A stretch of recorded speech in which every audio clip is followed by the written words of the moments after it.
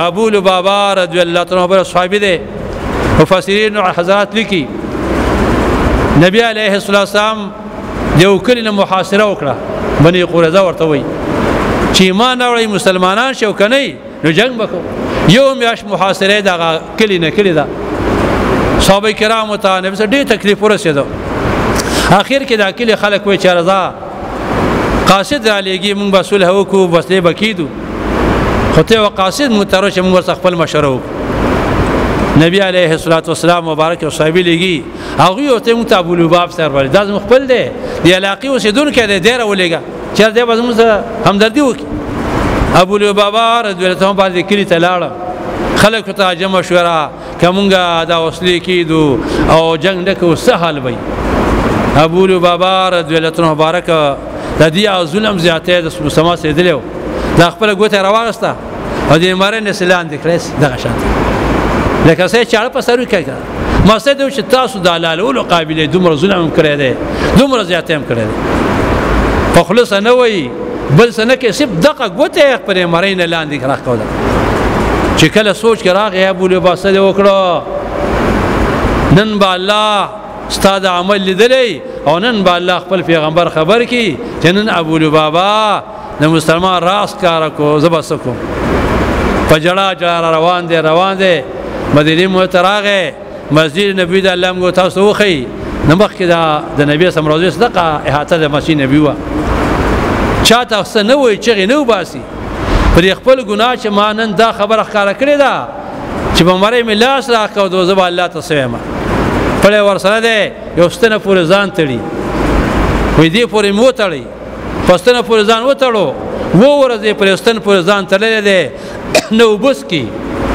نه ډوډۍ خوري نه چیس کی څه فرض منځته کولاوي وی کله بدل لوګي او تندل به شرا پرې بوته بیا خپل بچو چت کو وی خیر ده کنه صحابه کرام متوسه بس جال چقي وبس څه چلے کړه دنیا ورانه کړه دا سره یې وجله ده الله موتا تخپل ګناه کار کې عزت منه چغي وباسي تباشما حلاشم یا الله طالب څنګه درځما او ستا پیغمبر څنګه مخامخ کېږم نبی علیہ السلام صحابه کرام را د الله پیغمبر ابو لبابا په پستر پر ځان تړلې ده نن و مو ورځ دا نو بس کی لچیس کی او چغي وباسي او جاړي کله به اوشه شورا فروزي الله ته سوال او چې الله ورته معافي وکي نبی سم فرمایي چې هغه ځان الله تعالی کړی ده کما تر اغله نو ما با الله ته درخواست کړو سوال به وکړو نو الله به معافي کړو اوس د نبی صلی الله علیه وسلم مسکی جبرئیل مبارک راغی یا الله سلام وی او پس د سلام چې ما د ابو لباب لغزش ختم کو مورته معافي وکړه صحابه کرام په منډه مر ابو لباب مبارک دشا د الله تبارک وتعالى د بار استا خوشبری او زیر راغه الله معاف کړي تا پرانیزو ابو اس په خدای قسم مال بخواته ناراضي نما تسلی نه کیږي چې تر څو د الله پیغمبر محمد مصطفی مبارک زما د غوټ پرانستل نه نما ير زمانه به الله ناراضي زمانه محمد مصطفی خپي نه صحابه کرام واپس لاړ د الله پیغمبر داسې وي نبی اسلام په خپل روان شو دغه ستنه تر ورسېده او یو غوټه پرانځي الحمدلله ابو صبر پس یا الله ما ابکا ما مات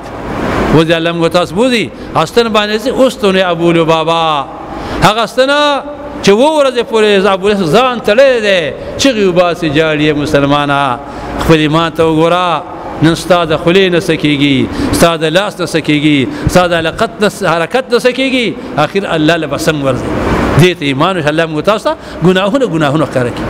ما تاسو مخکې آیات مبارک وي چې الله فرمایي اے زما حبیب دا څو ورځ را روانه ده یوم يعد الظالم على يده دا ظالم با په خپل لاسونو باندې چکونه لګي فورز د قیامت د ډېر غسینا